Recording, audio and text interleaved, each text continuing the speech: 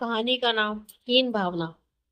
उस दिन मैं उन्हें एयरपोर्ट पर सीओ कर वापस अपने फ्लैट पर लौट आई। एयरपोर्ट पर भी मुझसे विदा लेते वक्त उन्होंने मुझे ये बताकर चौंका दिया था कि मैंने तकिए के नीचे एक चिट्ठी लिख छोड़ी है, उसे जाकर तुरंत पढ़ लेना। मुझे बेडरूम में तकिए के नीचे से एक चिट्ठी मिल गई। चिट्ठी पढ़कर मेरे मन मस्तिष्क में भूचाल सा आ गया। सारा जिस्म थर थर कांपने लगा। दिल और दिमाग का कोई भी हिस्सा ये मानने को तो कदापि तैयार नहीं हो रहा था कि एक पुरुष अपना पौरुष साबित करने के लिए इस स्तर तक भी जा सकता है। पर जो कुछ उन्होंने लिखा था वो तो पूर्णतः सत्य ही था, और इसकी पुष्टि के लिए मैं चिट्ठी पढ़ने लगी। लिखा था, प्यारी अरुणा, कहने को तो मैं बिजनेस के सिलसिले में 15 दिनों के लिए न्यूयॉर्क जा रहा हूँ, पर सच्चाई ये है कि मैं तुमसे जानबूझकर अलग हो रहा हूँ। संभवतः सच्चाई से अवगत होने के बाद तुम्हारी कोमल भावनाओं को ठेस पहुंचे, पर इसके अलावा और कोई रास्ता भी नहीं है। इसलिए तुम्हें अपना मन मस्तिष्क को मजबूत करना होगा। अरुणा, मैं नहीं चाहता कि कोई मुझे नामर्द या तुम्हें बांझ कहे, और ये तभी संभव है जब तुम माँ बन जाओ। जैसा कि तुम्हारे चेकअप से स्पष्ट हो चुका है कि तुम में कोई कमी नहीं है, तो जाहिर है कि मुझ में ही कमी है। तुम माँ बनने में सक्षम हो, पर मैं पिता बनने में नहीं। मैंने सुना है कि वंश को आगे बढ़ाने के लिए ऐसी परिस्थितियों में पति के भाई या मित्र का भी सहारा लिया जा सकता है, और इसमें कोई पाप नहीं। इसलिए तुम्हें भी मजबूरीवश ये कठोर कदम उठाना होगा। जैसा कि तुम जानती ही हो कि आज शाम की गाड़ी से मेरा छोटा भाई चेतन ग्रेजुएशन की परीक्षा देकर 15 दिनों के लिए घूमने या मुंबई हमारे पास आ रहा है। ऐसे में तुम्हें माँ बनने के लिए चेतन का ही सहारा लेना होगा। निसंदेह ये कदम आसान नहीं, पर इसके अलावा कोई और रास्ता भी तो नहीं है। वैसे यदि तुम चेतन से गर्भवती हुई भी तो किसी को कोई शक नहीं होगा, क्योंकि अब तक तो हमने लोगों को यही बता रखा है कि हम अभी बच्चा नहीं चाहते। अब चेतन को तुम कैसे तैयार करोगी ये तुम्हारा काम है। वैसे ये काम कोई मुश्किल काम भी नहीं है, क्योंकि तुम काफी खूबसूरत हो। चेतन भी जवान है, उस पर तुम दोनों पहले से ही काफी बेतकल्लुफ हो। इसके अलावा अवसर व एकांत सब कुछ तुम दोनों के पक्ष में रहेगा। चिट्ठी पढ़कर तुरंत फाड़ देना, प्रशांत। मैंने क्रोध में चिट्ठियों को टुकड़ों में बदलकर फ्लश के हवाले कर दिया, पर फिर किसी कटे हुए वृक्ष की भांति दीवान पर गिरकर बिखर गई। मन मस्तिष्क में विचारों की तीव्र आंधियां चलने लगी। आखिर उन्होंने ये सोच कैसे लिया कि मैं इस कठोर कदम के लिए तैयार हो जाऊंगी। कहीं ये कोई चाल तो नहीं चल रहे। हो सकता है ये इस तरह मुझे चरित्रहीन साबित करके मुझसे अलग होना चाहते हो, पर ये ऐसा क्यों करेंगे जबकि कमी संभवतः इन्हीं में है। और फिर वे मुझ पर पूरी तरह जान भी छिड़कते हैं। पर क्या इस कठोर कदम से मैं स्वयं अपनी ही दृष्टि में नहीं गिर जाऊंगी कि ये सारी बातें भविष्य ही में हमारे दाम्पत्य पर प्रतिकूल असर नहीं डालेगी। पर यदि ये मुझे एक बांझ के रूप में नहीं जीना है, तो इसके अलावा और कोई रास्ता भी तो नहीं। पर क्या चेतन इस कदम के लिए तैयार हो जाएगा? और यदि इन 15 दिनों में हम दोनों के बीच वैसा कुछ नहीं हुआ तो क्या उन्हें विश्वास होगा? स्वयं से सवाल जवाब करते करते ना जाने कब थोड़ी देर के लिए उसकी आंख लग गई। जब आंख खुली तब मन मस्तिष्क ने अतीत के पन्नों को पलटना शुरू कर दिया। 5 साल पहले मेरी शादी दिल्ली के में प्रशांत से हुई थी। प्रशांत का मुंबई में गारमेंट्स का इम्पोर्ट एक्सपोर्ट का काम था। शादी के बाद मैं कुछ महीनों तक दिल्ली अपनी ससुराल में रही, फिर प्रशांत मुझे मुंबई लेकर आया। इन्होंने पहले से ही वर्सोवा में एक सुंदर फ्लैट ले रखा था। हमारी जिंदगी बड़े मजे से कटने लगी। हम दोनों कम से कम 3 साल तक कोई बच्चा नहीं चाहते थे। 3 साल का लंबा समय हंसी खुशी के साथ न जाने कब तक कब पर लगाकर उड़ गया। हमने देश विदेश के खूब सैर सपाटे किए। इस दौरान कभी कभी जब सास ससुर चेतन के साथ चले आते, तब वे हमसे एक पोते या पोती की इच्छा के बारे में जरूर बताते। चेतन से मेरी बात बहुत अच्छी बनती थी। वे मेरा देवर कम दोस्त ज्यादा हो गया था। 3 साल के बाद हम दोनों को भी एक बच्चे की इच्छा हुई, पर सारी इच्छाओं के बावजूद मैं और एक एक साल तक गर्भवती नहीं हुई तो हम दोनों चिंतित हो उठे। हमने आपस में विचार विमर्श किया और डॉक्टर के पास गए। सबसे पहले मेरी जांच हुई। जांच रिपोर्ट आने के बाद भीतर चल रहे अंतर्द्वंद को संतुष्टि मिली कि मुझ में कोई कमी नहीं है, अर्थात मैं मां बनने में सक्षम हूँ। जबकि प्रशांत चिंताग्रस्त हो उठे। उन्हें स्वयं पर संदेह हो गया। उन्होंने अपनी जांच कराने से साफ इनकार कर दिया, और ये बात मुझे किसी को भी न बताने की सख्त हिदायत दी। उसके बाद प्रशांत गंभीर व परेशान रहने लगे। मैंने उन्हें एक बार समझाया भी कि आप अपनी भी जांच करा लें। यदि कोई कमी निकली तो उसे दूर किया जा सकता है, लेकिन इस प्रकार तिलमिला उठे थे मानो मैंने उनकी दुखती रग पर हाथ रख दिया हो। फिर मैंने इस संवेदनशील विषय को उगाड़ने का कोई दुस्साहस नहीं किया। धीरे धीरे हमारी जीवंत संबंधों में मूर्धनी सी छाने लगी। इसी तरह 1 साल और गुजर गया। अब तो बस जब भी कोई इनसे बच्चे के बारे में सवाल करता ये बौखला जाते हैं, मानो इनकी चोरी पकड़ी गई हो। आखिरकार थक कर वे इस समस्या का हल ढूंढने में गंभीरता से लगे। अचानक कॉल बेल बज उठी तो मैं अतीत से वर्तमान में आ गई। मैंने उठकर दरवाजा खोला। सामने चेतन को मुस्कुराते देख दिल जोरों से धड़कने लगा। नमस्ते भाभी। चेतन अंदर आकर दीवान पर बैठ गया। कैसी हो? भैया कैसे हैं?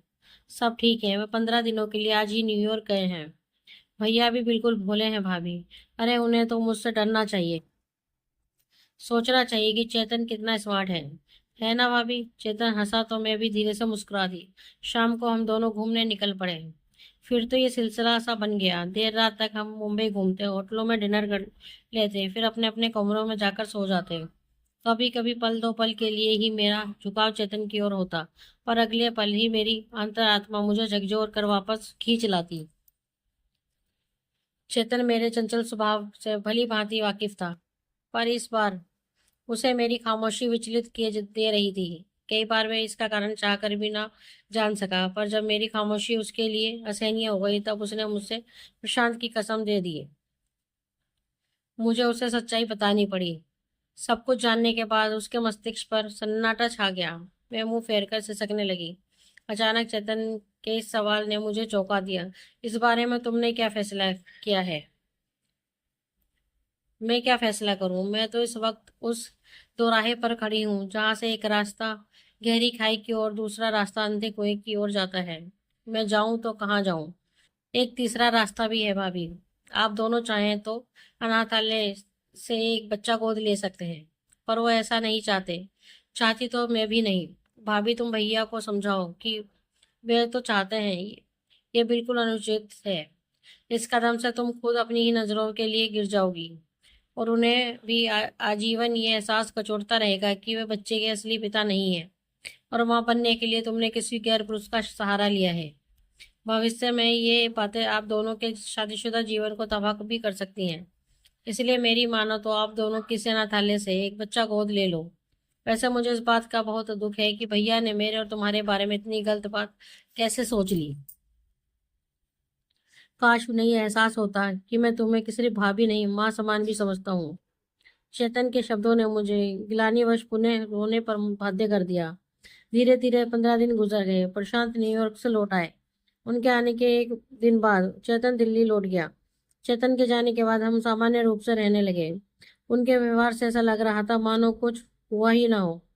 मैंने अवसर देखकर उस चिट्ठी के बारे में जिक्र करना चाहा कि वे जैसा लिख कर गए थे वैसा कुछ भी नहीं हुआ, पर ये कुछ भी सुनने को तैयार नहीं थे। शायद इन्हें शर्मिंदगी हो रही थी। अचानक अगले महीने मुझे एक दिन 2-3 उल्टियां हुई और कई बार जोरों के चक्कर आया। उन्होंने फौरन डॉक्टर बुलवा लिया। मुझे देखने के बाद डॉक्टर ने जो कुछ कहा उससे ऐसा लगा जैसे मेरे ऊपर कोई खुशियों भरा बम फट गया हो। मैं गर्भवती थी। ऐसे समय पर गर्भवती होने का इत्तेफाक मेरी समझ में नहीं आ रहा था। ये भी ऊपर से तो खुश दिख रहे थे, पर अंदर से संशय से घिरे हुए थे। मैंने उनके संशय को शीघ्र ही दूर कर देना ठीक समझा, और एकांत में मिलते ही उनका हाथ अपने हाथ में लेकर कहा, अगर आप ये समझ रहे हैं कि मेरे गर्भ में जो अंश है उसकी वजह कोई और है, तो ये आपकी भूल है। इस अस्तित्व के जन्मदाता आप ही हैं।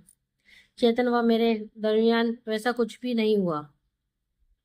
और फिर आपने ये सोच भी कैसे लिया कि मैं मातृत्व सुख के लिए अपनी पवित्रता और पतिव्रता को दांव पर लगा सकती हूँ? भला तुम्हें सफाई देने की क्या जरूरत है? इसके लिए तो तुम्हें मैंने खुद ही प्रेरित किया था। पर सच्चाई तो यही है कि मेरे गर्भ में पल रहा अस्तित्व आपका ही है, और उसे अभी भी अस्तित्व में आना है ना? ये व्यंग से मुस्कुरा दिए। अच्छा इत्तेफाक है। हाँ, इस इत्तेफाक पर मुझे भी घोर आश्चर्य है, पर ये इत्तेफाक ही है और कुछ नहीं। बकवास कर रही हो तुम। अचानक इनका स्वर तेज हो गया। इस तरह तुम शायद ये साबित करना चाहती हो कि तुमने गर्भवती होने के लिए कोई अनुचित कार्य नहीं किया, साथ ही मेरी कमी को जानते हुए भी उस पर जबरदस्ती पर्दा डालने का एहसान मुझ पर करना चाहती हूँ। मुझे दुख है कि आपके मन मस्तिष्क में ही हीन भावना घर कर गई है, और ये सब उसी की उपज है। आपके मन में ये हीन भावना घर कर गई है कि आप अधूरे पुरुष हैं। इसमें गलती क्या है? अगर सक्षम होता तो क्या 2 साल कम होते हैं, जिसके दौरान हमने लाख चाहा पर तुम गर्भवती नहीं हुई? आप ये क्यों भूलते हैं कि आपने अभी तक अपना चेकअप नहीं करवाया? हो सकता है हम दोनों की कुछ कमियां रही हो जो इन 2 वर्षों में स्वयं ही दूर हो गई हो, या पर ये इत्तेफाक कभी भी मेरे गले नहीं उतर सकता। देखो अरुणा, मैं तुम्हें दोषी नहीं ठहरा रहा। मैं तुम्हारे बच्चे को अपना ही नाम दूंगा। बस तुम ये मान लो कि इसका बाप मैं नहीं, चेतन है। अगर तुम इसे स्वीकार कर लोगी तो मैं कभी इस बात पर का जिक्र तक नहीं करूंगा। और जो असत्य है उसे मैं कैसे स्वीकार कर लूं? तुम जबरदस्ती मुझे दोषी ठहरा रहे हो प्रशांत। हीन भावना से तुम्हारा विवेक हो गया है। मैं सतयुग की सीता तो नहीं जो अग्नि परीक्षा दे सकूंगी, पर सच्चाई क्या है ये तुम अपने भाई से ही भी पूछ सकते हो। इसकी जरूरत भी क्या है जब सच्चाई सामने है? उसके 15 दिन यहाँ रहने के बाद ही तुम गर्भवती हुई। क्या इससे भी बड़ा कोई सबूत है? वक्त गुजरने लगा, हमारे बीच ये विवाद तूल पकड़ता गया, जो दीमक की भांति हमारे दाम्पत्य को चाटने लगा। ये अब जब भी दफ्तर से आते अलग कमरे में जाकर सो जाते, और मैं रात भर तनाई में करवटें बदलती रहती। सुबह ये देर से उठते और जल्दी ही ऑफिस के लिए रवाना हो जाते हैं। डॉक्टर ने मुझे तनावग्रस्त रहने की बजाय खुश रहने की हिदायत दी थी, ताकि बच्चे पर इसका प्रतिकूल प्रभाव न पड़े। पर मैं तो दिन ब दिन अधिक तनावग्रस्त होती जा रही थी। मेरी समझ में नहीं आ रहा था कि आखिर इस समस्या का क्या समाधान हो सकता है। कैसे इनके दिलो दिमाग से इन भावना और शक का जहर निकाला जा सकता है। धीरे धीरे जब इनकी बेरुखी की पीड़ा सहनीय हो गई, तब एक दिन इन्हें ऑफिस जाते वक्त मैंने रोक लिया। आखिर इस तरह कैसे और कब तक चलेगा? क्यों बेवजह मुझे और स्वयं को सजा दे रहे हो? क्या हो गया है तो आपको? क्यों अपने ही हाथों अपना बसा बसाया आशियाना उजाड़ना चाहते हो? ये कैसी हीन भावना है जो आपको अपनी ही वास्तविकता से दूर किए जा रही है? काफी देर तक मैं सिसकते रही और इस शून्य में निहारते रहे। फिर न जाने किस भावना से वशीभूत होकर इन्होंने मुझसे कहा, सुनो, तुम दिल्ली चली जाओ। तुम्हें वैसे भी अब देखभाल की जरूरत है, वहाँ सभी लोग हैं। माँ सुनेगी तो तुम्हें यहाँ रहने भी नहीं देंगी। और आप यहाँ अकेले रहेंगे? मैं रह लूंगा, कहते कहते पुनः उनका स्वर भर्राया था। मैं ना चाहते हुए भी दिल्ली आ गई। सास ससुर देवर नंद सभी ने पलकों पर बिठाया था। मैं जैसे सभी की आशाओं का दीप बन गए बैठी। चेतन ने मुझसे एक साथ कई सवाल कर डाले, जिसके जवाब में मुझे सब कुछ बताना पड़ा था। सुनकर उसके कोमल हृदय को गहरी ठेस लगी थी। एक समय तो उसने मुझसे यहाँ तक कह दिया कि मैं भैया को सच्चाई बताकर रहूंगा, पर मैंने उसे मना कर दिया। फिर वो दिन भी आ गया जब मुझे मातृत्व सुख मिला। मेरा हृदय तृप्त हो गया, पर इनकी अनुपस्थिति हृदय के एक कोने में टीस बनकर चुभ रही थी। बच्चा बिल्कुल इन पर गया था। सास का कहना था कि जब ये पैदा हुए थे तब बिल्कुल ऐसे ही थे। मैं भी इस बात से काफी आश्वस्त थी, मानो वे मेरी पवित्रता का सबसे जीवंत परिचायक। घर के लोगों ने फोन कर उन्हें ये खुशखबरी दी, पर ये बिजनेस का बहाना बनाकर नहीं आए। मैं रो पड़ी। मेरी पीड़ा चेतन से देखी नहीं गई, तो वो मुझसे इन्हें साथ लेकर आने का वादा कर मुंबई रवाना हो गया। 2 दिन बाद जब वह आया, तब वह अकेला और बिल्कुल टूटा हुआ प्रतीत हो रहा था। वह मेरे समीप बैठकर रो पड़ा। भाभी, ना जाने वे कौन सी मनहूस घड़ी थी जब मैं मुंबई गया था। ना मैं मुंबई आपके पास जाता, ना भैया आपकी पवित्रता पर संदेह करते। भैया बहुत जिद्दी हैं भाभी, लेकिन मैंने भी उन्हें साफ साफ सब कुछ कह दिया है कि अगर उनमें जरा सी भी गैरत होगी तो वे आएंगे, जरूर आएंगे। 3 दिन बाद ही वे आ गए। इनके आने की खबर से मेरा दिल एक बारगी धड़क उठा था। जब ये कमरे में आए तो इनकी स्थिति देखकर मेरा कलेजा मुंह को आ गया। काफी कमजोर हो गए थे और चेहरे से बिल्कुल विचलित लग रहे थे। ये पालने में सोए बच्चे को काफी देर तक देखते रहे। इनके चेहरे पर कई रंग आते और चले जाते, फिर इनके चेहरे की उदासी मुस्कान में तब्दील होने लगी, और बस ही इन्होंने बच्चे को उठाकर सीने से लगा लिया। देखा प्रशांत बेटे, माँ जी ने पीछे से आकर कहा, मेरा पोता हूबहू तुम पर गया है। जब तू छोटा था तब बिल्कुल ऐसा था। इन्होंने स्वीकृति में सिर हिलाते हुए चेहरे ऊपर उठाकर पलकें भींच ली। आंसुओं की 2 बूंदें गालों पर छलक पड़ी। मेरे समीप बैठकर ये फफक पड़े, अरुणा मुझे माफ कर दो, मैं भटक गया था, हीन भावना का शिकार हो गया था मैं। पागल हो गया था जो तुम पर संदेह किया। मैं पहले ही अपनी जांच करा लेता, पर मेरी हिम्मत ही नहीं हो रही थी। तुम्हारी जांच के बाद मुझे अपने आप पर संदेह हो गया था, पर ये यकीन भी था कि मैं पिता बनने में अक्षम हूँ। लेकिन परसों मैंने अपनी जांच कराई तो पता चला कि मुझ में कोई कमी नहीं है। डॉक्टर के अनुसार ऐसा कभी कभी हो जाता है कि पति पत्नी की इच्छा के बावजूद सालों साल कोई बच्चा नहीं होता। इसके कई कारण हो सकते हैं और इत्तेफाक भी। मैंने तुम्हें बहुत दुख दिया है अरुण। एक बार माफ कर दो अरुणा। अब मैं तुम्हें कोई तकलीफ नहीं दूंगा। मेरी गोद में से रखकर ये बच्चों की भांति भी लगने लगे। दोस्तों, आपको हमारी ये कहानी कैसी लगी प्लीज कमेंट में हमें जरूर बताएं। अगर कहानी आपको अच्छी लगे तो अपने दोस्तों के साथ शेयर करें और हमारे चैनल को लाइक एंड सब्सक्राइब करना ना भूलें। धन्यवाद।